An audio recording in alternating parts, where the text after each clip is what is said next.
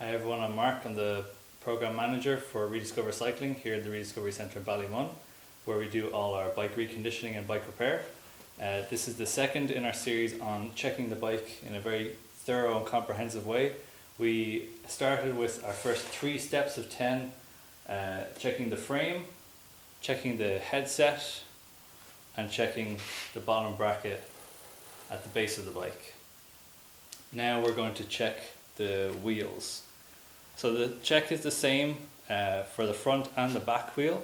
We're going to start from the center of the wheel and move outwards. So the very first thing we check is the wheel fasteners, how the wheel is held on. So in this case, they're wheel nuts. They're usually a 15mm spanner, and the closed end of the spanner is best.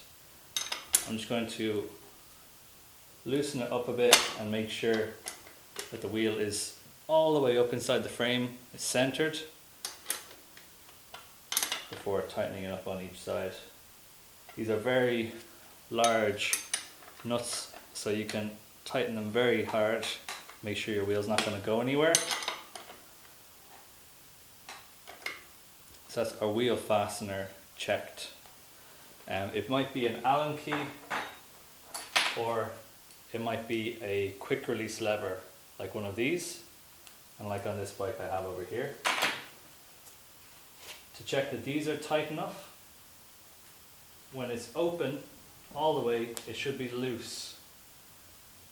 Again, make sure the wheel is up inside the frame. We should get pressure when it's pointing straight out from the wheel. So loose when it's open, pressure when it's about halfway through the swing, and then we close it over the rest of the way, and that'll be tight enough to keep the wheel secure. So loose when it's open, pressure halfway, and then push through that, again making sure the wheel is the whole way up inside the frame. So that's our wheel fastener. Next we're going to look at the bearings in the wheel. So just like our headset and our bottom bracket, there's some ball bearings inside there in a ring that allows the wheel to turn. Just pop this open. So the wheel should turn very easily, very smoothly. If you keep your hand on the frame, you'll be able to feel any rattling or friction inside. But we also want to make sure that there's no play, there's no clicking side to side. If I hold the frame and try and push the wheel side to side, I'm actually getting a little bit of movement. So those bearings may need to be replaced or just loosened up. They may have loosened up, so I might need to tighten them a little bit. Play in the wheels, you definitely want to get remedied as soon as you can, because the axles running through there are very thin.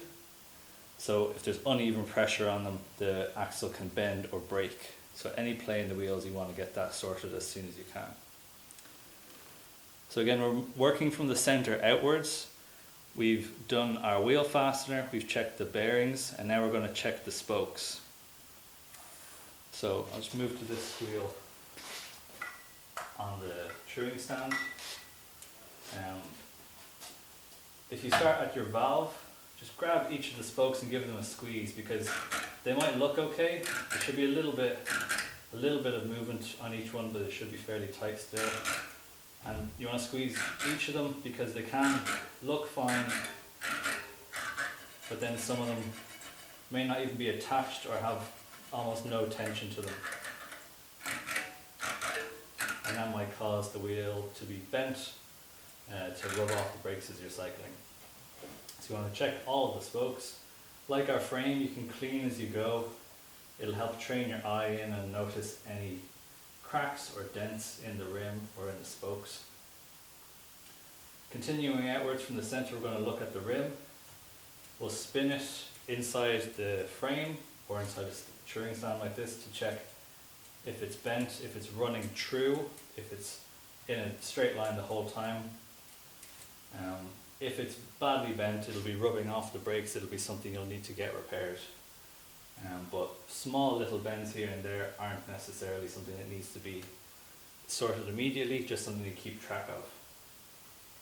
Continuing out, still at our rim, we're going to check the wear on the rim. The rim should feel nice and flat like a wall. The brake pads, if you're using rim brakes, will slowly wear down the rim and it'll start to curve. And you'll need to get the rim replaced before it wears too thin that the tire pressure pushes the rim outwards. So have a feel of the rim, should feel straight and flat. If it's feeling curved, you want to think about replacing the wheel. And then continuing out still, we're onto our tire. So you want to check the condition of the tire. So these two tires here are worn out. This one here is a puncture protection tire. So the puncture protection layer is starting to show through the rubber. The rubber's worn out completely. It's just that coloured compound that's showing through. This tire needs to be replaced. Even though elsewhere it's in good condition, someone was pulling a skid or something and wore this part out faster. This tire here is a basic tire, no puncture protection layer in it. The rubber wore down and it's just the thread carcass of the tire that's showing through there. So this tire definitely needs to be replaced as well. This tire on the stand is very old. It's dried and it's starting to crack. So it'll puncture very easily, it'll wear out faster. It's best to get a new tire in this case. The tire size will be written somewhere along the edge of the tire. And it'll be in a format like this. There'll be a large number and a small number. The large number tells you what size the wheel is. The small number tells you how wide the tire is. And it can be written in 2 or 3 different ways. But in all of the different systems that they use, the large number is the wheel size and the small number is the width of the tire. The last thing to check on the wheels is the tire pressure. Just pull the back wheel forward. We're going to find our valve. And you want to use a pump that has a pressure gauge and rely more so on the pressure gauge than how it feels. If you haven't pumped the tire in 2 or 3 weeks, it's likely gone down a bit, like a balloon would deflate if it's left inflated. Most pumps will have this kind of pump head on it with fittings for both kinds of valves. We'll start with the lever down and then pull it out once it's on our valve. So I'm going to push it on, pull the lever out, and then I can pump. Somewhere on the edge of the tire, it'll tell you the pressure that's recommended. It may give you a minimum and a maximum, or a maximum or a recommended. It'll be say 20 psi or 15 psi lower than the maximum generally, somewhere in between the minimum and the maximum, or whatever the recommended is. In this case it's 65, so I'm going to pump it up to 65. And this is something you want to do quite regularly. Again, if you haven't pumped the tires in 2 to 3 weeks, they're going to be flat or just slightly flatter than they were originally. If the bike has been sitting in the shed for a couple of months, they might both be flat just because all the air is slowly leaked out. There shouldn't be anything wrong with the tube, they just need to be pumped up. So again, the check for the wheels is the same front to back. We start from the center, whatever your wheel fastener is, whether it's a nut, a quick release, an Allen key, just make sure that it's tight. Check the bearings, that the wheel doesn't rattle side to side. Coming out with our spokes, we're pulling all of them to see if they're still tight. We're checking if the rim is running straight and if the rim is curved from wear. We're checking the condition of the tire and if it's pumped properly. The next step in our check is our contact points, the parts of the bike that we make contact with, the pedals, the saddle and the handlebars. So the pedals are the last of our bearing checks. Again, any part that turns has bearings in them. So the pedal should turn easily. It shouldn't spin too much. It should slow down fairly quickly, but it should turn very easily. If it has play in it, if it moves up and down, if it knocks about, the bearings are getting worn. If the pedal is made of plastic, they never really intended you to service it, just for it to be replaced when it gets bad enough. If the play gets very bad,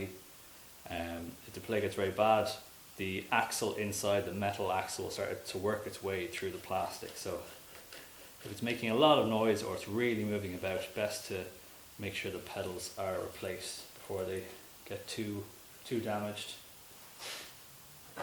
We can also check that the pedals are tightened in properly. This may not be a tool everyone has access to. It's a 15mm spanner, but it's a little bit thinner, just to fit in behind the pedal. This is one thing you want to be careful of. The pedal on the right side tightens clockwise to the right. I want to make sure that's really tight. And the pedal on the left tightens anti-clockwise from the other side. So if I'm on this side of the bike, anti-clockwise is this way for me. I'm tightening to the left for the left side pedal. So next, after the pedals, is the saddle. If the bike has been sitting up for a long time, particularly if it's been out in the rain, if it's gotten quite rusty inside here, it can be stuck. So if it's a bike that you're looking to get going again, this is one of the things you want to check, that when you loosen the collar here that holds the saddle in, that it is still free to move, that it can come up and down. If you have access to grease, it's good to get some grease onto the seat post to keep the metals from being in direct contact so they don't rust together. We use a plant-based 100% biodegradable grease here, works just as well. When you're putting your saddle back in, just make sure it is straight with the frame. And somewhere on it there'll be a line, and this is the minimum insert. It must be inserted at least this much. So there is a maximum height, and then it can only go down so far. So make sure you're within that range. Keep the saddle straight with the frame, and then tighten up where it's not going to go anywhere. It doesn't need to be crazy tight. Just a bit tight.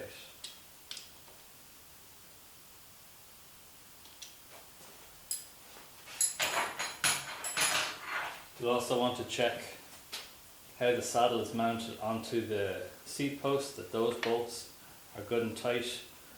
If we loosen here, we can adjust the angle of the seat. It's usually set correctly. And then to finish off, we're going to look at the handlebars.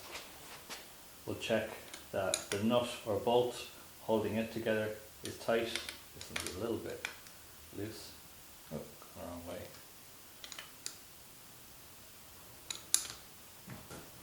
Make sure that's tight. The handlebars are in a good position. They're not off center. And that's our contact points, our pedal, saddle and handlebars. And before that we checked our wheels. So we're 5 steps through our 10-step check. The next we'll be doing will be the brakes and the chain and gears, and that'll be in our next video. I'll see you in that one.